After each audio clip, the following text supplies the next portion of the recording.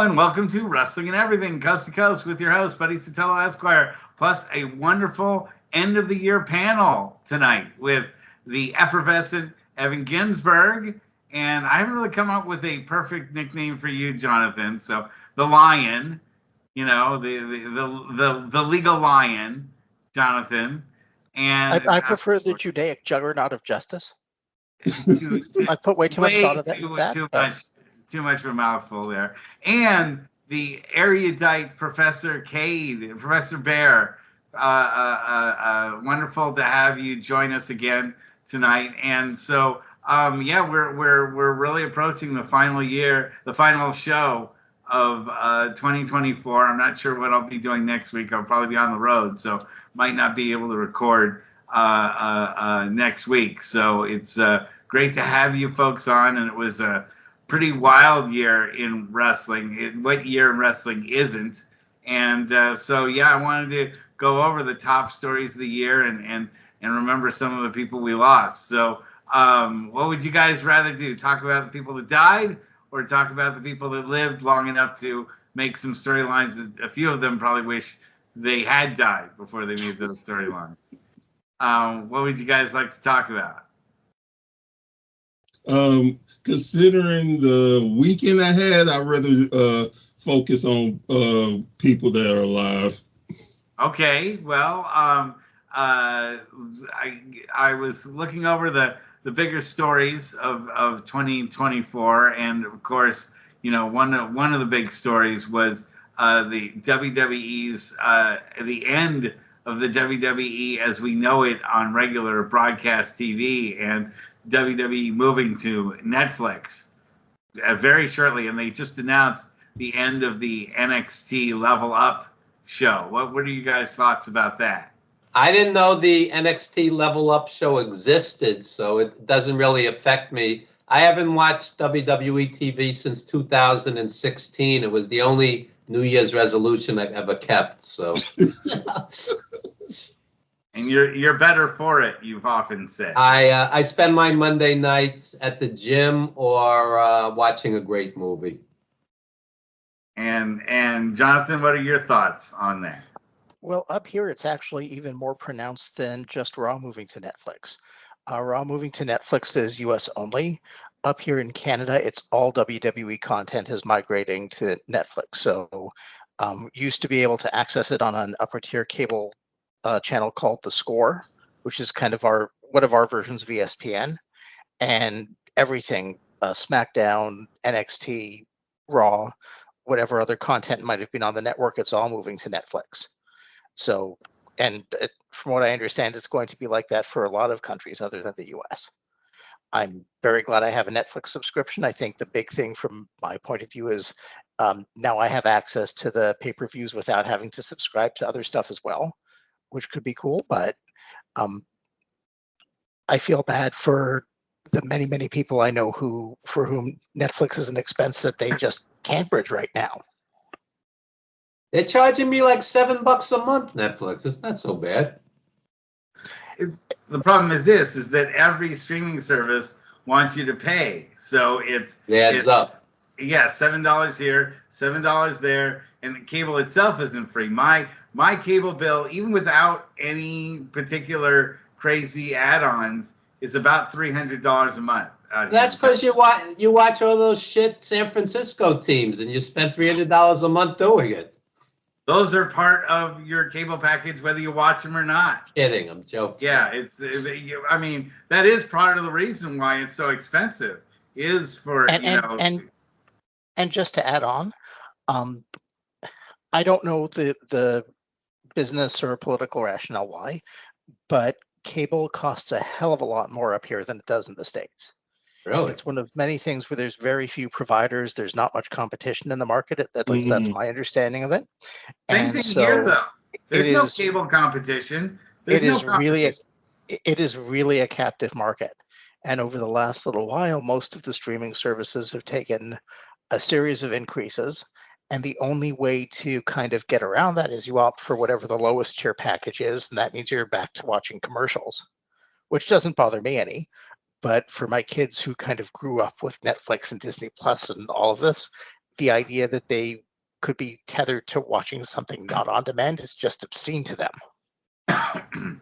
Well, something else I also noticed too that, you know, is a subtle thing, but it's a big part of streaming, is that channel surfing is a lot harder to do when you're signed into these streaming services.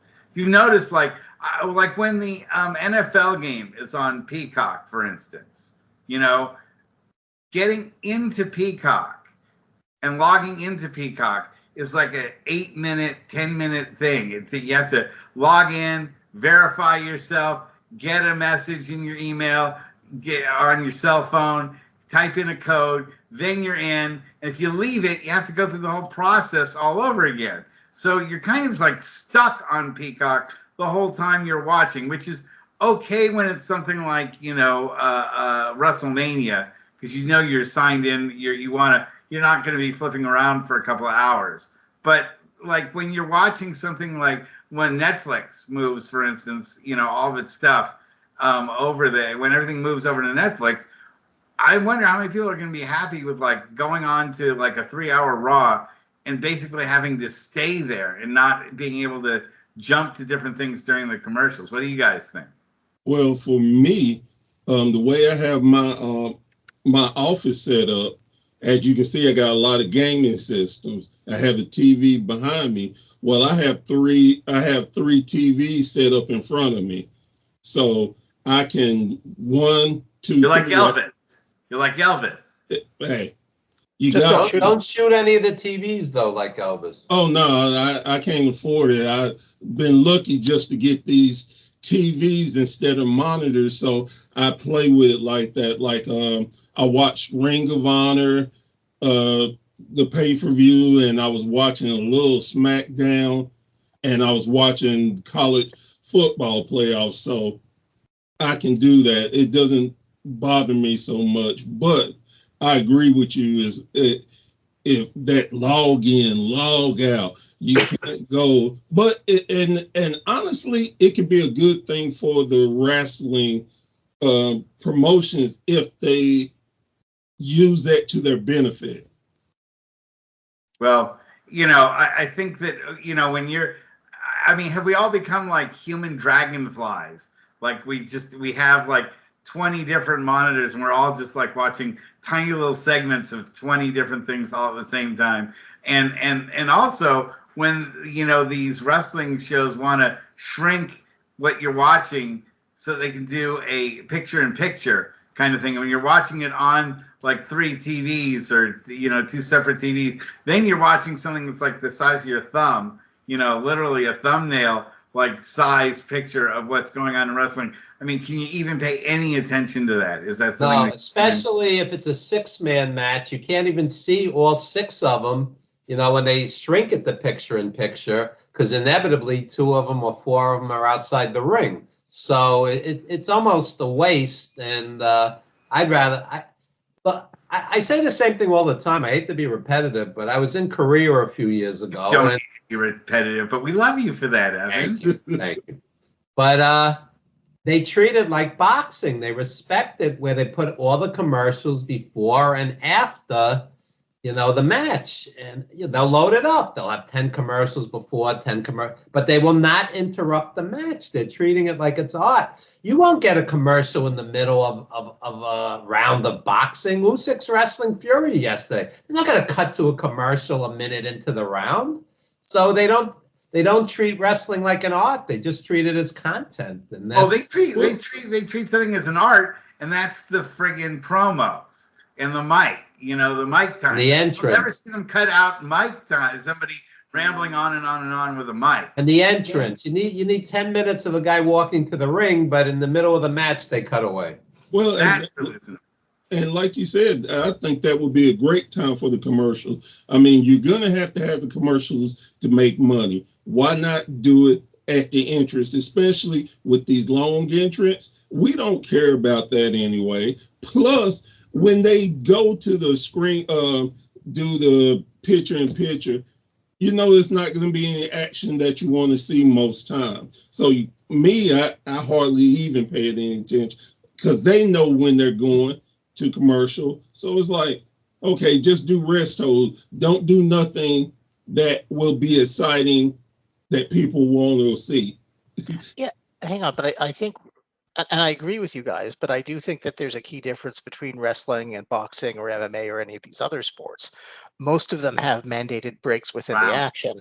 Boxing, you're only ever really 3 minutes away from the next commercial, arguably. UFC, you're 5 minutes away from the next commercial. If you look at basketball or baseball or football, they actually build in television timeouts specifically into it. Forget how it feels to be sitting in the audience and the action just comes to a dead stop for no apparent reason if you're just kind of sitting there. But, most of these other forms of entertainment have a mandated stop point in the action every so many minutes. I think for me, I think the big missed opportunity with Netflix, at least from where I'm sitting, is the last couple of months I've enjoyed Raw a lot more because they've shifted back to 2 hours instead of 3. And, it, again, not that anybody seems to be asking my opinion, but going into the new year, they're looking at increasing SmackDown to 3 hours as well. And I got to tell you, 3 hours of even the best wrestling that I've watched becomes a bit of a slog. And because it's not 3 hours. It's not. And the purpose behind these shows is not 3 hours of wrestling. It's 3 hours to hype whatever the next pay-per-view is. And I get that that's the price of admission to get free wrestling on TV or $7 a month wrestling on Netflix. But it takes something that is fun and makes it quite a bit less so.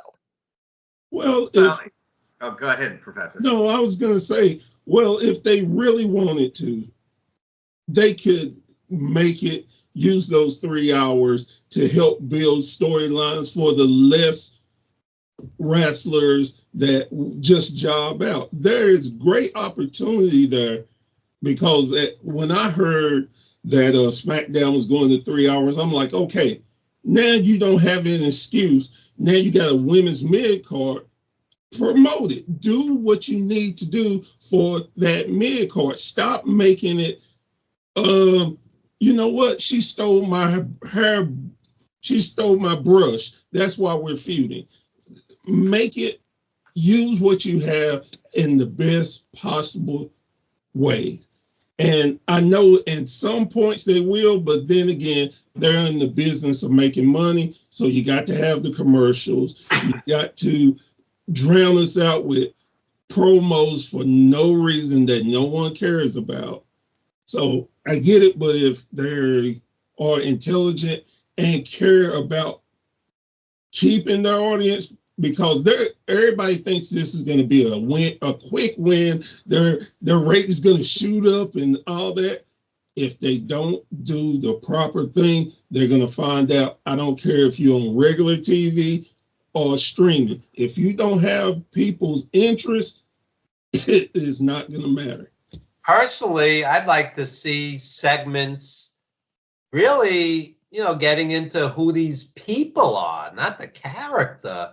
Why should I care about, generic bleach blonde, woman wrestler number 37, but maybe she had a brutal childhood or she overcame something. And, this is Lacey Evans, and she still didn't get over.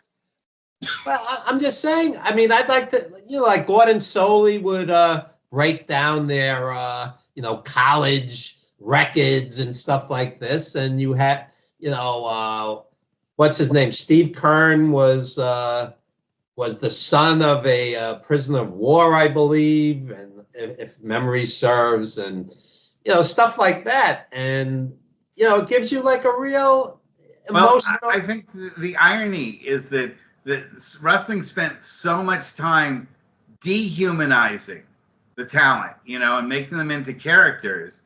And now what you guys are all saying, and I agree with you, is what wrestling needs to do is take their time to humanize the wrestlers. So why should we care about them? Yeah, no, it's true. I feel that way about Bayley. She's one of the nicest people you'd ever possibly meet. Hey, there we are, Mike. We got you added to the. No, she's not. She's not that nice. I'm sorry. Bayley is a nice. Yeah, Bayley I only have about 5 minutes, can I, when you guys give me the sign, I won't just start, but can I just? No, do the some show's spiel? already going on. You're midstream here. We've got you here. Okay, I don't All feel right. good. I know Evan doesn't feel good either. Let me just, I want to plug something for some friends of ours. We all know and love Sheldon Goldberg. The sequel to his book, his first book, The Last Fall, is out. After the Bell, I just got it. I'll give a review of it. After the Bell, it's for the holidays. We've an unusual and cool situation this Wednesday, both Hanukkah, first day of Hanukkah, and of course Christmas being on the 25th. I just wanted to tell our viewers that I've been fighting cancer for most of this year. Some might know I don't have the route of chemo quite yet. They're trying to see if there's going to be any recurrence. So there are a lot of times when all I can do is X amount of minutes. But I do want to wish everybody a great holiday. I'll try to be less crabby the next year. But do not miss Kennedy Center Honors tonight, honoring the Grateful Dead, which Busted Open has lambasted. But Russ, you and I know how great they were. I mean, one of my dental patients in the 80s and 90s was a road agent.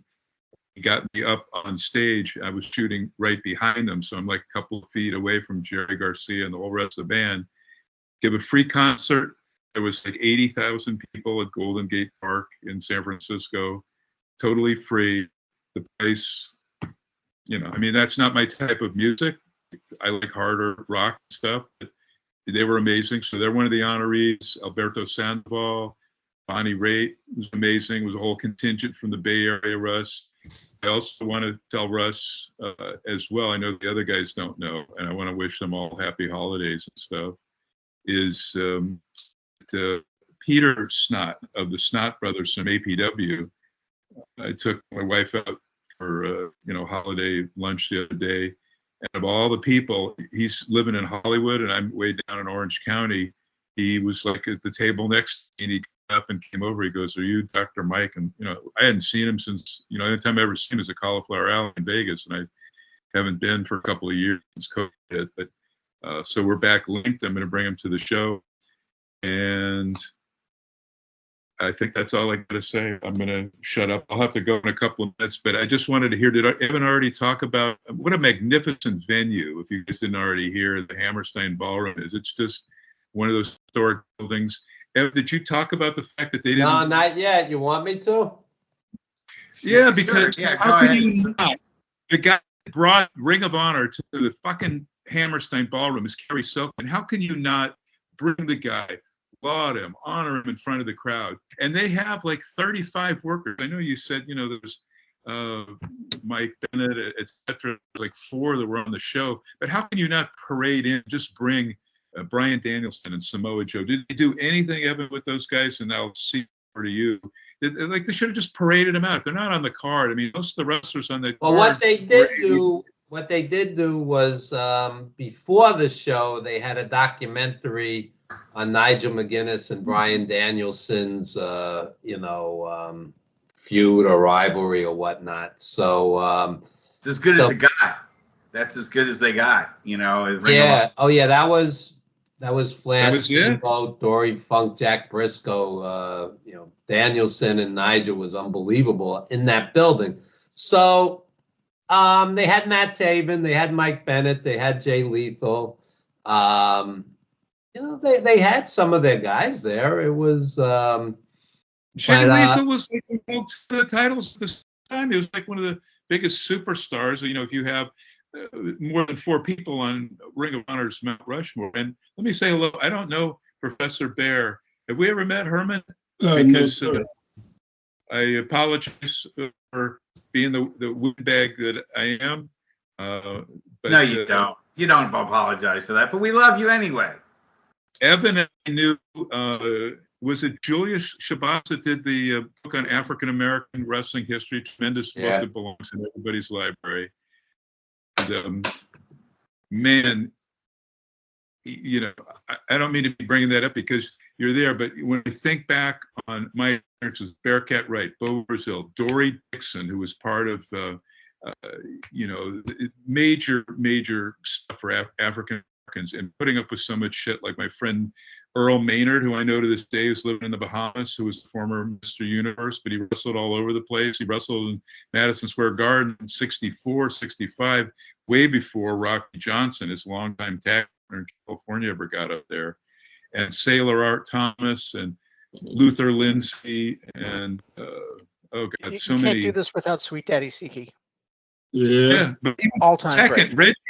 Reggie's the second. I don't know the whole history on the first Sweet Daddy Siki, who was not a musician. It was not like, you know, all of these skills that Reggie Siki of the area has, or Abby, you know, Abdullah Butcher from Ontario. So many great people that I've known. And I'm supposed to, Abby's asked me to ghostwrite, but he's not complying. He's not doing any of the stuff I need him to do. So that book is kind of sitting there while Evan and I are hopefully going to finish this Artolis Brothers book. But the courts aren't impressed with Abdullah's compliance record either. That's true too. Yes. Let me say something goofy. We're talking about the holidays. I have two next door neighbor kids, and one is 5 and one is like 6. They're the biggest horror fans. So I go to Target and I find little golden books on the movie Alien and, you know, scary and creepy, The Nightmare Before Christmas. But how can you have little golden book on Alien eating people and the because face the monster? Cat lives. Because the cat lives. It's a perfect children's movie. Because the cat does not die. Yes. Ridley Sigourney Weaver's cat. My daughter was fine. She's fine watching any movies where he gets dismembered, as long as the animal lives, as long as the cat or dog lives, she's fine with any gore or anybody getting torn into tiny little pieces. But let's speaking of getting torn into tiny little pieces, because we're about halfway through the show, let's talk about some of the people that we did lose this year. And because we were on the subject of great Black Americans that got in the ring, I mean, we should talk about Virgil for a second, that we lost him this year. And I can lead off with the fact that I did meet him one time at Cauliflower Alley. He was over at Cauliflower Alley, and unfortunately, you met him, Russ, with me at that fiasco at the Cow Palace.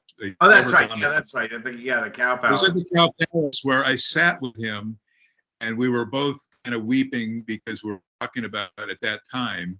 This was 2007, Russ, right? 2007, the Cow Palace fiasco, worst ripoff in history. They ripped off Virgil, Harley Race, Nick Bockwinkel, the who's who, Roddy Piper, the Dudley everyone brothers. but Piper and Scott Norton, because those guys were too angry and too physical to get ripped off, and they made sure they got paid. But here's my God, point.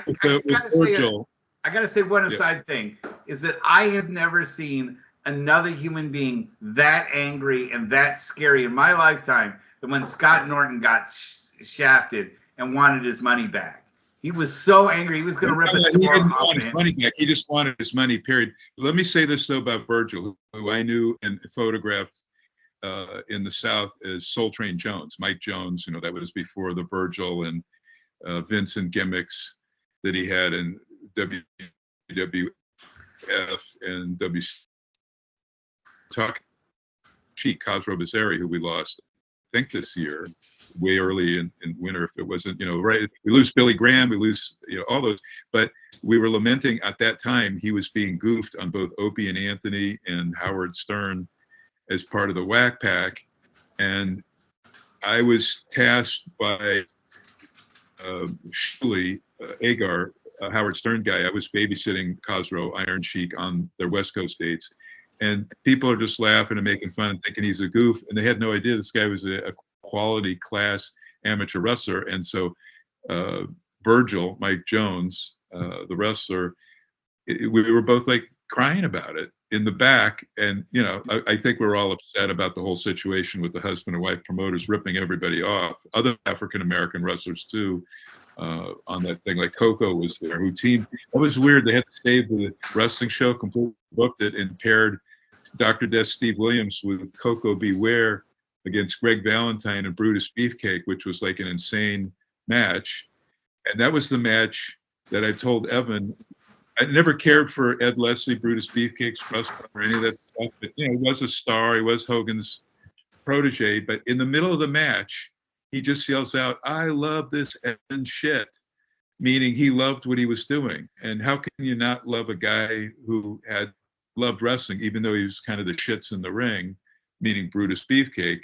But he's in a match with like Coco Ware, who could like wrestle his, his pants off, and Ed Leslie.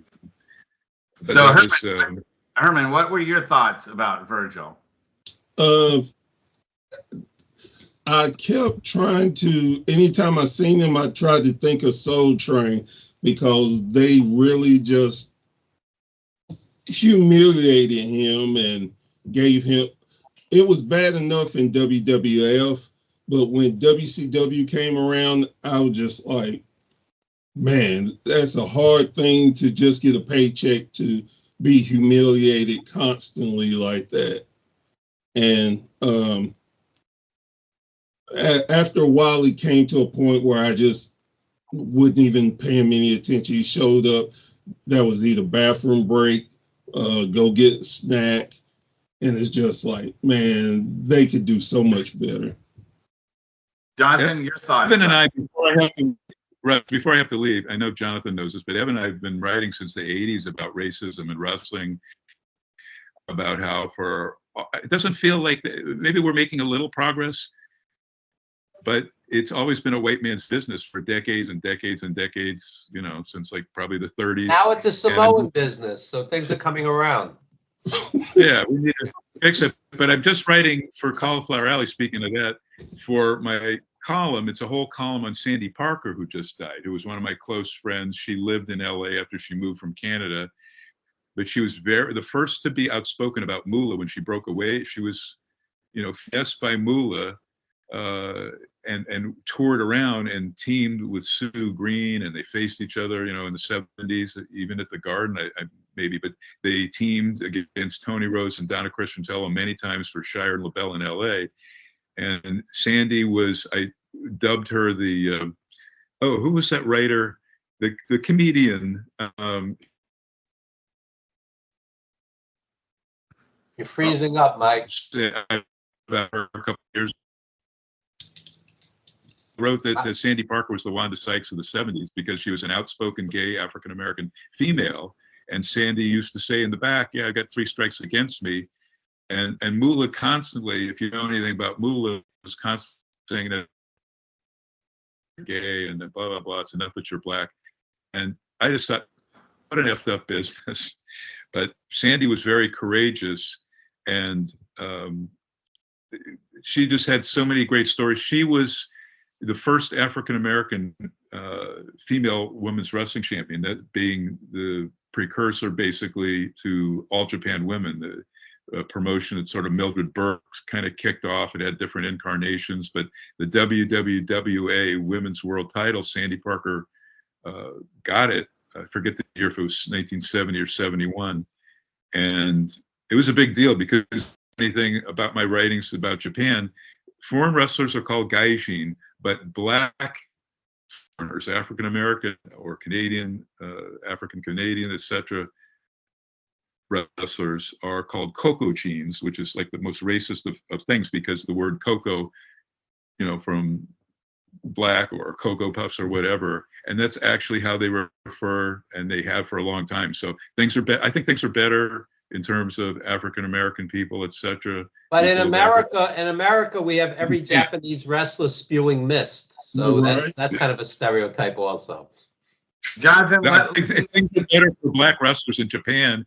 I think there's still stuff being held back, so it's kind of cool seeing at least Jade and Bianca Belair and Naomi in main events and stuff like that. But no, we're still decades behind on any sort of, you can even talk about parity or equality. Ring of Honor is pretty colorblind. I'll tell you. I was there Friday night. You had Japanese wrestlers, Mexican wrestlers, every race, creed, color. I mean, I don't think they see color. They see talent over there.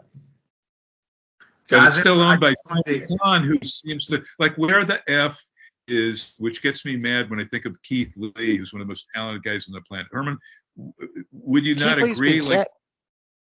Why can't he be on No, TV? Well, he's Keithley sick. got He's really sick dealing a with while some- ago. Yeah, He's been dealing with heart stuff. Yeah, He's Oh, a he big is? guy. that's why he's Yeah. not there, because Okay. they I'm really sorry. they were gonna push him. Him and Swerve were gonna really do the match why they broke up and stuff, but he's very sick. And He matter of basically fact, similar uh, to what killed Bray Wyatt.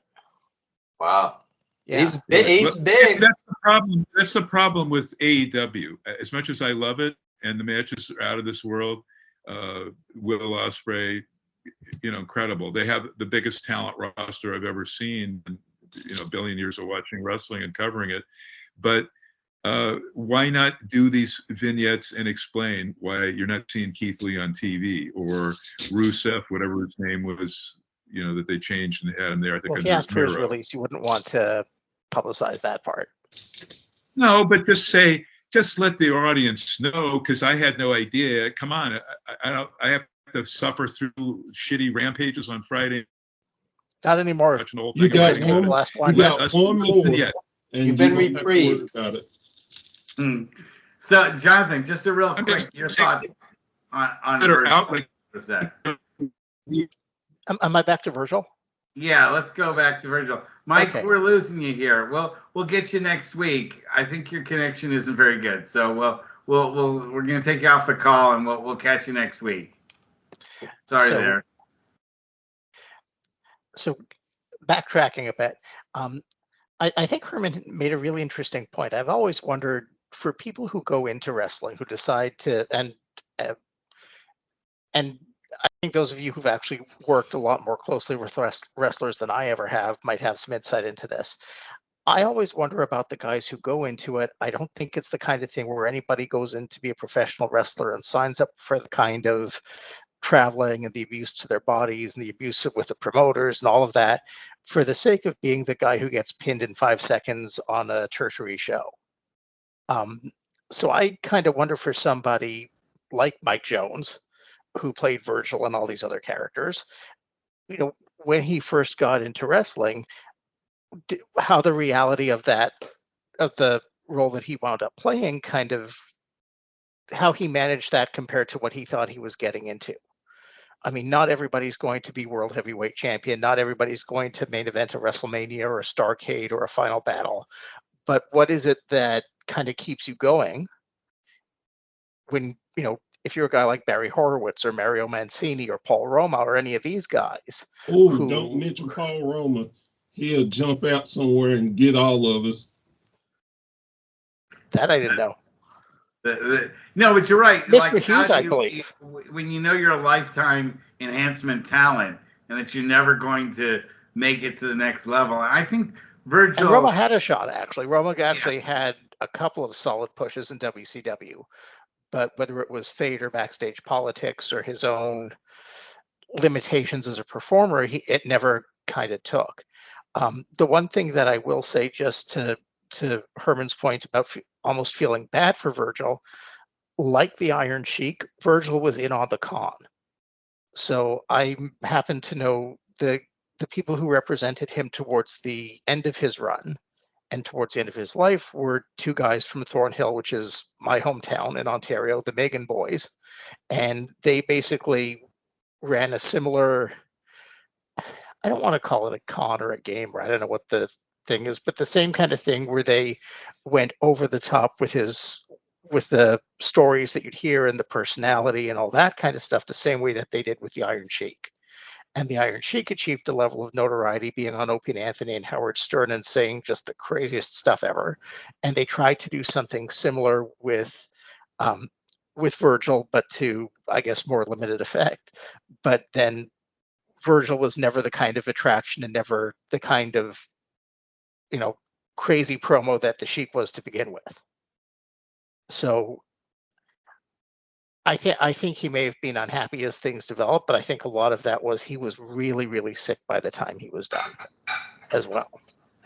I met Virgil many times at a variety of conventions. He was always friendly, gracious. Hey, brother, how are you? The guy, I liked him. And people tend to forget that The run with DiBiase was a big deal. Then he feuded with DiBiase. He main evented Arenas versus Hogan, people forget. And, you know, then he had a run in WCW where everybody was making good money. So his career, ironically, was better than a whole lot of people if you judge it that way. He made money. He had long runs, and people used to laugh at him. He's hawking his autograph, but he knew how to market himself. And if you have to hawk your autograph, it's no different than the movie stars who haven't had a hit in 30 years, or the recording artists who haven't had a hit since the 70s or 80s, and they're all doing that same circuit. I mean, I worked as an agent. And, for the most part, except for like the San Diego Comic-Con or something huge like that, where they're promoting current projects, 9 out of 10 of those celebrities needed that payday. It's not as glamorous as people think. If I had $1 for every time I sat there's Missy Hyatt, there's Ox Baker, there's Virgil, there's Marty Jannetty. It's like no matter what city you're in, like I regularly book Johnny Valiant, Nikolai, etc. And it was, it's not as glamorous as people think it is. So and in fairness, I mean, Pete Rose, who passed away just a couple of months ago as well, did the same thing. He would go, he would set up shop in front of a card store, whether he was invited or not, and basically he would pay as much attention to you as it took for him to sign an autograph and for money to change hands. And then he'd, tell whoever the fan was to piss off. And, Virgil worked a variation of that, but however people felt about Virgil and his autographs, he was nice to people. And I liked him. I never had a bad dealing with him. Well, see, that's, I think for me, because I'm the one that's really on the outside of wrestling. What I bring to wrestling is just I've been a fan for over 40 something years. Hell, maybe 50, who knows. But the thing is, it's your perception of wrestling. So for me, when I meet a wrestler, no matter if I recently met Jay Lethal. Super great guy, overly nice, and asked him if he could do something for me. He said he couldn't because AEW, which I knew from the get-go, but you never know unless you ask. So he was super nice to me. Then I met one of the guys, this was a local wrestling show, and I gave that guy the same respect because he is doing something that even if us fans don't recognize, he is helping people get over. He's pushing. He's doing it for not just money, but for the love of it. And it's the love that we all share for the business and sport that people sometimes forget about. Like, I'm not a great fan of Hulk Hogan's. Anywhere I go, I tell people that. But with that same energy, I respect what he's done for the sport. I respect that he was an asshole and that he had to be to get the sport where it is for certain things. So maybe I don't respect him as necessarily a human being, but I respect everything he's done and put the energy towards the business that we love. And I can give him respect with that. And the role that he played. Let me just move things on just a little bit because I'd love to. I mean, we could easily talk the whole show about this, but let's remember a couple other folks that were significant in wrestling. Well, another one that comes to mind and was a big deal for me when he passed was Kevin Sullivan. I think he was a major, kind of under, for the average wrestling fan, they might not know as much about Kevin Sullivan because he goes more towards the deeper fan of wrestling. But if you're a big fan like I was, his death was very significant. Kevin Sullivan was great. I used to see him as a kid in the WWF. He was a face. He was on the undercards, and eventually, I saw him on the Indies. I saw him wrestle the original Sheik. That was wild brawl. And I watched him in Florida as a kid. He did the whole gimmick with, Mark Lewin and Bob Roop and all of them, and Woman. They were all there. Sullivan's Army, that was ahead of its time. And then, of course, in WCW, he had a good run and was booking and everything. I mean, Sullivan was one of the great minds of the business, and I still don't understand exactly what happened when he passed away. It's very vague, but the guy was great.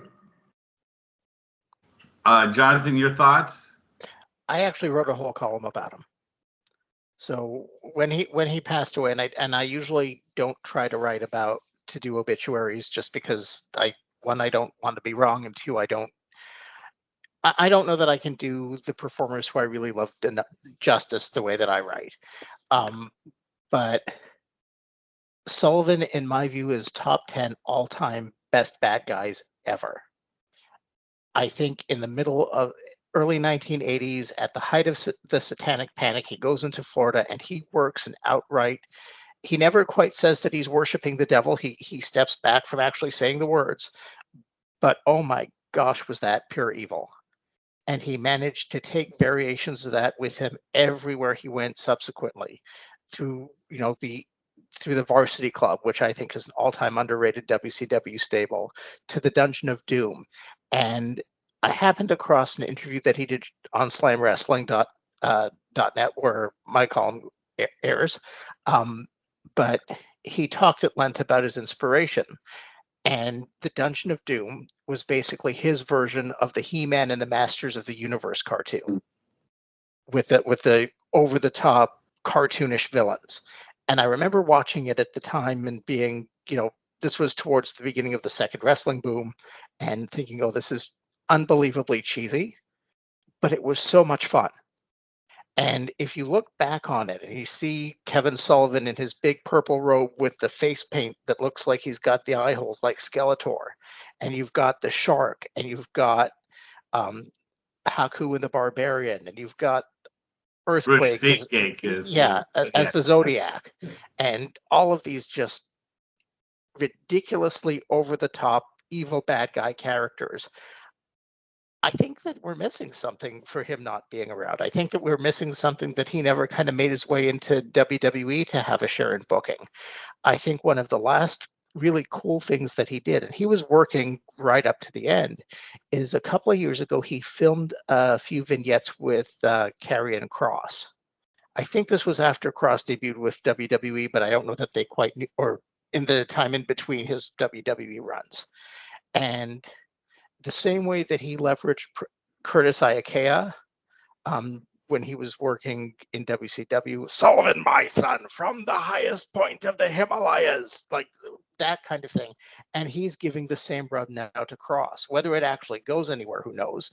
But you see a lot of that kind of less it's over the top in its own way, but it's more that kind of suggestive, seductive evil that I think makes the best kind of villains. And just at the risk of monopolizing the conversation, I don't think we can talk about villains who've passed away this year without mentioning one of my all-time favorites, Sid Eudy, who played Psycho Sid, and Sid Vicious as well. Again, one of the best big men I've ever seen wrestle, incredibly charismatic, would not make Lou Thesz weep with envy for his moveset, but still an incredibly effective performer in the short runs that he had, and one of the few guys I think who really got in and got out when it suited him, got paid, did not play the game, was not part of the machine that seems to chew up so many and spit them out, and really was one of the few people who I would say is a professional wrestler on his own terms. His left shin would argue that point, but Herman, what's your thoughts? For me, Kevin is one of the, I won't say most underrated. He's definitely underrated for what he's done for the business. There was a time that Kevin lived in Knoxville, Tennessee, where I lived, and actually ran into him one time. Come to find out that he lived down the street from my in-laws, and they knew him and talked about how sweet of a man he was. Kevin, just mind for the business, was just tremendous, and it's not a lot of times that it really just hits me in the soul when a wrestler passed away, but for him, it was different. It was just like losing a family member, because one of my favorite matches in my top 5 was the match I would never forget, him and Chris Benoit. I mean, because of the issue with Nancy, and they were just throwing haymakers, and even though they had their personal issue, they were able to go out and give such a magnificent performance. I just love Kevin and definitely miss him. And another person that I know we're going to talk about is Terry Funk. I mean, yeah. I did a different show recently, and we were talking about the greatest of all time, and I brought up the fact, if you talk about the greatest wrestlers of all time, you'd be remiss to not mention Terry Funk. Like from the 60s to the 70s, then the 80s and 90s, he was able to reinvent himself, but staying the same, if that makes any sense. He was one of the great technical wrestlers, come from a great family history, and it's just so much you can say about Terry that people need to stand up and give Terry his just due. To me, he was the Evel Knievel of professional wrestling, in the sense that I don't think anyone has suffered more injuries to one's body than, I think Terry Funk broke every single bone in his body wrestling at some point in time, if you added up his whole career. I don't think the Funk's underrated. I think he's absolutely one of the best ever. I think it's weird. I think that what almost makes him not one of the first wrestlers that people would think of in that regard is that he did so many different things so well across the span of his career. I mean, he was a legitimately great technical wrestler. He could brawl with the best of them. He adapted to the whole hardcore style. He could come off the top rope if he had to. He could he could dominate a match, or he could give his opponent 98% of it and still come back and make it look credible. And I mean, he worked with everybody. And his I Quit match with Flair. Everyone talks about that. I was there live for that. That was unbelievable. Terry Funk and Sabu was unbelievable. One thing a lot of people don't talk about with Terry is his promo work. Terry could take 1-2 words and just make it legendary. Big nose banana, Flair. I mean, yeah, no one had to tell him how to cut a promo. He knew how to do that. Sucks eggs. Yes. Egg-sucking dog. So I'd like to mention the Samoans, because as somebody from New York, the Samoans as tag champs in WWF were huge. And when they first came in, they were treated as like unbeatable and like supermen. And to the point where Backlund wrestled both of them at the Garden individually for the belt. That's how over they were. I mean, the Valiant brothers were huge, but you wouldn't see like, Bruno versus Jimmy or Johnny at the Garden. I mean, so, the Samoans were really, really huge in this area. And I worked with Alpha when we made The Wrestler. He was training Mickey Rourke. And You know, he's just a lovely guy, and his students had so much love and respect for him, and he was very humble and down to earth. You know, I mean, this is a guy that sold headline major arenas with no ego, no, you know, just a lovely guy. I felt really, you know, it's interesting. As a kid, you're looking at somebody like Afa and Sika as like larger than life, almost like invincible. And when you see them older and sick, and you know, even, you know, it's like hard to wrap your head around it, because to me it's always like 1981 or 82. Well, that, you know, that brings up Black Bart. You know, the news of Black Bart being Underrated. The guy's underrated. I used to see him in the NWA. The guy was great. Well, I heard that he didn't pass. I heard No, that he didn't pass, but he's very. He stopped chemotherapy and he's on hospice, and I don't think he's going to be around. I mean, he'll probably make it to 2025, but we'll probably do a memorial show for him pretty soon after. I'm not trying to put him in the grave, but he looks very bad. Yeah, and the thing is with him, there are certain wrestlers, and this is just my take. There are certain wrestlers that are in levels. Black Bart for me was that mid-card level, that he was good. He could do what you needed to. If he needed to get somebody over, he could do it so well and sell it so well that to me it was legitimate. And for the Von Erichs to put the title on him was a great it was a great thing. I thought they did well, even though most people didn't like it. I thought it was good to help legitimize their business when they were in major troubles.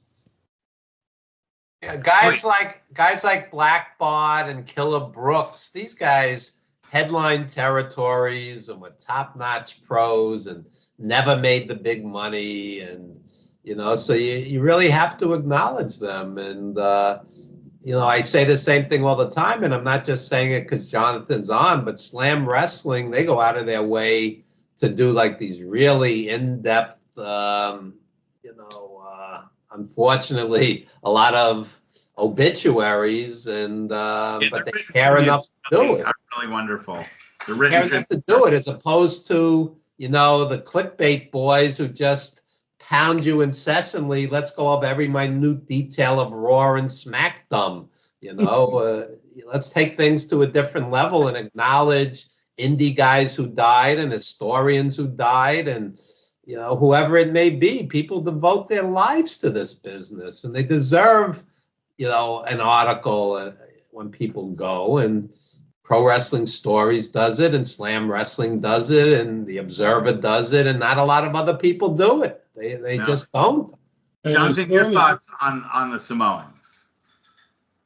I think that that Evan pretty much said it all. I think they were, at the time, one of the most fearsome tag teams I'd ever seen. They were one of many Wildman kind of acts that, you know, for a kid watching and not understanding that there's some aspects of it that aren't completely real, but not quite able to put your finger on exactly what is and isn't. When you would get wrestlers like the Samoans and they'd, you know, devour a live fish for it, that would be their promo. And they would have Captain Lou Albano ranting and raving and chewing up the scenery in front of them, and basically, you know, work a Road Warriors match before the Road Warriors. And, you know, as crazy as those gimmicks were, those were the ones that actually felt real, because, you know, what person in their right mind would ever behave like that? And they were married to it for a really, really long time. They brought Afa back along with Lou Albano to help get Samu and Fatu over as the next generation of the Wild Samoans. Yeah, look at the lineage they created. Look at the lineage they created. And this is my personal maybe lack of understanding, but even if you strip away, you know, Peter Maivia and The Rock and Rocky Johnson and Jimmy Snuka and any of the other Polynesian wrestlers who kind of have migrated their way into that kind of broad family tree. If you just look at Afa and Sika and their siblings and everyone who came after, what an incredible group of wrestlers. And this is, 3 or 4 generations now that have basically helped shape pro wrestling in North America, particularly. And just the reach of it. I mean, without them, if you want to expand a bit, bring Tonga Fafita and his kids into it, even because those families were closely aligned as well. You get into the Bloodline, you get into Bullet Club, you get into any number of other factions and stables and groups and individual performers. And Afa had the wrestling school for many, many years, and he churned out an incredible number of superstars. I mean, you hear about a few places people would go for training. You would hear about Stu Hart, you would hear about Afa, you would hear about Larry Sharp and the Monster Kowalski. Factory, Kowalski as well. And Harley Race's school in Missouri was really impressive too. Yeah, that was a bit later though, I think. But again, like you would, it's the same few places that if you want to become a real professional wrestler, this is where you go to learn. Can I add one other name who passed away? Butcher Paul Vachon, who does not get the recognition that he should. The Vachons, Butcher and Mad Dog, were one of the greatest tag teams of all time. Butcher Vachon was a legit main event guy on his own. I saw him wrestle Bruno when he came into WWF in the 70s. And what happened was, he was older and, his one-loss record started to deteriorate. And there's a generation of people that think of him that way. But I was sitting with him one day. He was in 350 days, and a lovely guy also. And he was telling me that he wrestled in India in front of 100,000 people in the main event. 100,000 people. He was a huge name in the 60s and 70s. In the 80s, its star had diminished, and history has not been kind to him because a lot of that footage doesn't exist. And what does exist is, him looking at the lights, on WWF TV tapings in the 80s. So this guy had a tremendous career and deserves to be, respected. And he lived to a ripe old age, 86 years old, and saw the world and never made the money he should have also, but great career. If I can just put Herman onto something, because I know he's got the website where there's all kinds of fascinating stuff from outside WWE, WCW, Indies territories, that kind of thing. If you ever want to see just an amazing smash mouth bloodbath, look up Quebec Wrestling, the Vachons against the Leducs. Unbelievable. I'm going to watch that. Puts ECW to shame. It's fun. I think it's funny that you brought that up because I will defend Montreal wrestling till I die.